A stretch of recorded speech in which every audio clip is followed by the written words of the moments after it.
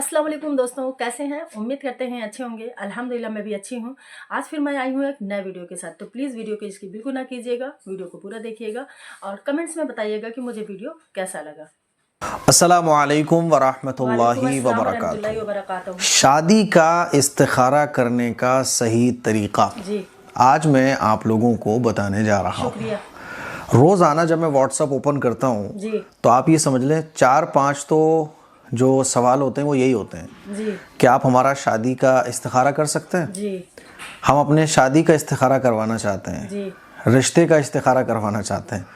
अगर मैं एक इस्तिखारे के 1000 रुपये लूँ या 500 रुपये लूँ ना तो 5-10 हज़ार रुपये रोज़ाना बड़े आसानी के साथ मैं कमा सकता हूँ। बेशक। लेकिन अल्लाह के यहाँ पिटाई से बचना है, अल्लाह का खौफ दिल में है मेरे। जी मुझे सही बात आप लोगों तक पहुँचानी है, बतानी है, इसलिए मैं ये वीडियो रिकॉर्ड कर रहा हूँ। जी शुक्रिया। आपने देखा होगा कि बहुत सारे लोग शादी का इस्तिखारा करते हैं, जी निकाह का इस्तिखारा करते हैं, लोग पैसे दे के करवाते हैं बाकायदा। जी मेरा काम है आप लोगों को सही बात बताना। आप लोगों का अब आप लोगों की जिम्मेदारी होती है कि इस सही बात पर अमल करना। बेशक। पहली बात तो ये समझ लीजिए, आगे हम बढ़ेंगे, पूरी बात करेंगे, उससे पहले ये बात समझ लीजिए जी कि इस्तिखारा करवाया नहीं जाता बल्कि किया जाता है। जी अल्लाह के नबी सल्लल्लाहु अलैहि वसल्लम ने इस्तिखारा करने की ताकीद फरमाई सहाबा इकराम को। जी हम लोग सोचते हैं कि अरे भाई मौलाना लोग इस्तिखारा करेंगे, हाफिज़ लोग इस्तिखारा करेंगे तो अच्छा होगा। जी आप सोचकर देखिए कि सहाबा के दरमियान रसूलुल्लाह सल्लल्लाहु अलैहि वसल्लम मौजूद थे। जी अल्लाह के बाद अगर किसी का मकाम है तो रसूलुल्लाह सल्लल्लाहु अलैहि वसल्लम का है। बेशक। तमाम पैगंबरों के सरदार, वही नाजिल हो रही है, हज़रत जिब्राइल अलैहिस्सलाम तशरीफ़ ला रहे हैं, जी सहाबा के दरमियान हुजूर मौजूद हैं। तो क्या होना चाहिए कि सहाबा हुजूर से कहते कि या रसूल अल्लाह आप हमारा इस्तिखारा कर दीजिए। बेशक। सहाबा के दरमियान रसूलुल्लाह सल्लल्लाहु अलैहि वसल्लम मौजूद थे। जी तो सहाबा को ये कहना चाहिए था ना कि या रसूल अल्लाह आप हमारी तरफ से हमारा इस्तिखारा कर दीजिए। जी लेकिन हुजूर अलैहिस्सलातु वस्सलाम ने ये फरमाया कि इस्तिखारा करो और इस्तिखारा करने का तरीका बताया। जी अगर किसी दूसरे से इस्तिखारा करना ज़्यादा अच्छा होता तो मुझे बताओ कि हुजूर अलैहिस्सलातु वस्सलाम मौजूद हैं तो सहाबा इकराम को चाहिए था कि हुजूर से बिल्कुल। इस्तिखारा करवाते। लेकिन एक रिवायत भी आपको नहीं मिलेगी, एक वाक़या भी नहीं मिलेगा कि किसी सहाबी ने हुजूर से इस्तिखारा करवाया हो। जी। पता ये चला कि इस्तिखारा खुद करना चाहिए, बेशक। बंदे और अल्लाह के बीच में कोई तीसरा मौजूद ना हो। जी। मेरे दिल की बातें, मेरे दिल का दर्द मेरा अल्लाह जितना समझ सकता है तीसरा आदमी नहीं समझ सकता। बेशक। मेरे दिल की कैफियत अल्लाह जितनी जानता है तीसरा आदमी नहीं जानता। बिल्कुल। इसीलिए पहली गलत फहमी जो आप लोगों को अपने दिमाग से निकाल देना चाहिए वो ये कि आपका इस्तिखारा कोई दूसरा करेगा। जी आपको ही इस्तिखारा करना है। इस्तिखारे का मतलब क्या है? अल्लाह से खैर तलब करना, जी अल्लाह से अपने लिए खैर मांगना, ये मतलब है इसका। इसीलिए बाज़ लोग जो है ना पैसे, मेरे पास कमेंट आते हैं, मैसेज आते हैं, हम आपको फ़ीस भी दे देंगे, हमारा इस्तिखारा कर दीजिए। जी अब चूंकि एक बात सालों से चली आ रही होती है कि इस्तिखारा करवाया जाता है तो लोग जल्दी से यकीन नहीं मानते, समझते नहीं है, तो वो किसी और से करवा लेते होंगे, मैं मना कर देता हूँ। लेकिन मैं इस्तिखारा नहीं करता, मैं यही समझाता हूँ कि भाई इस्तिखारा खुद किया जाता है, करवाया नहीं जाता। ठीक है।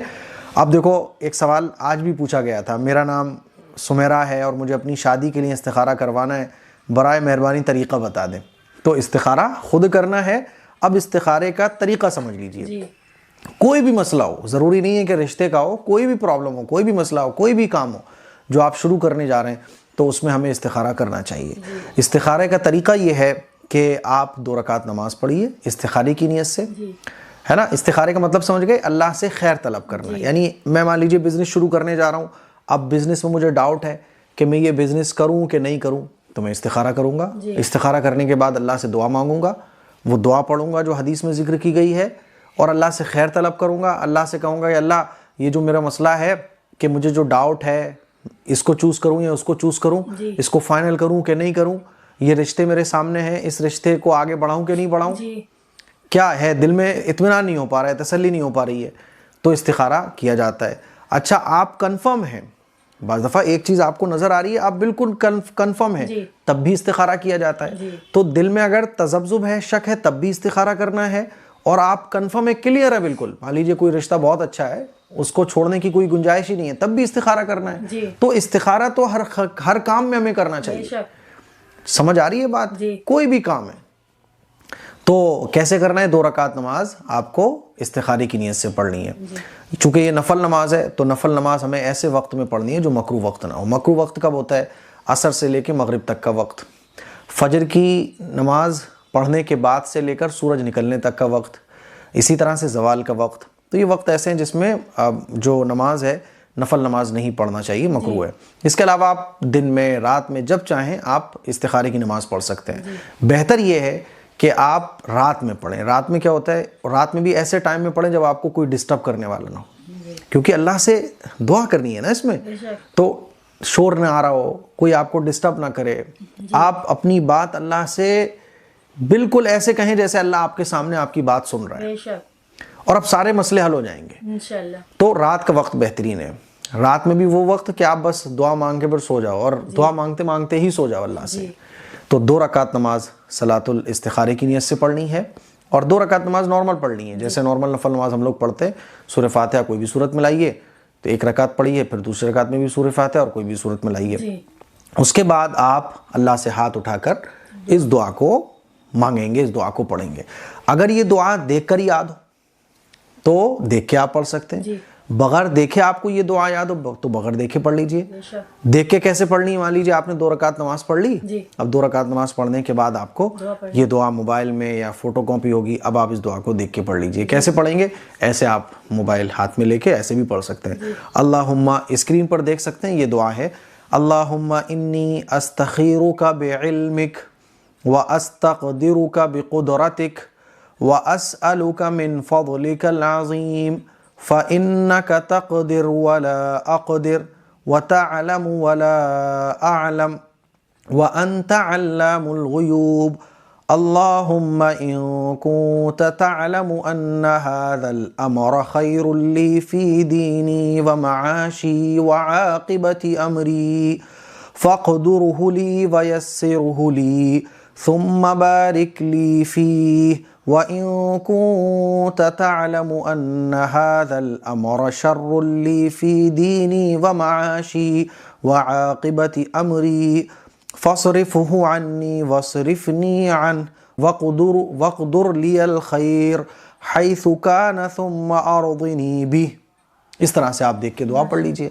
अच्छा, इसमें एक लाइन आती है, देखिए आप 1 2 3 4 5 6, छठी लाइन में है व इन कुंत तअलमु अन्ना हाज़ल अम्र, अन्ना हाज़ल अम्र पे है ना, आप अपने दिल में वो काम सोचिए जिसके लिए आप इस्तिखारा कर रहे हैं।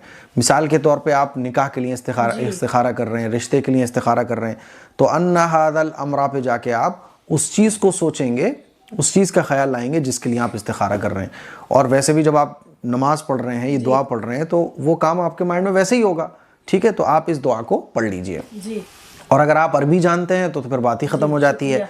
अरबी अगर आपको आती है तो अन्ना हाज़ल अम्रा की जगह आप कह सकते हैं अन्ना हाज़ल निकाह, है ना, अन्ना हाज़ल मसला, जो भी आपकी परेशानी है, तो अरबी जानते तो अरबी में आप जोड़ दीजिए।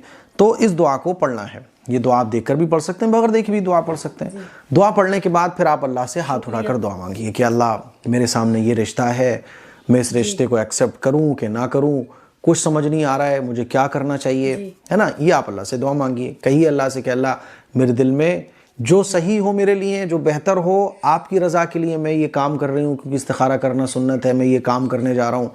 मेरे दिल में वो चीज़, मुझे वो बात समझा दीजिए जो मेरे हक़ में बेहतर हो। ऐसे आप अल्लाह से दुआ कीजिए। ठीक है, दुआ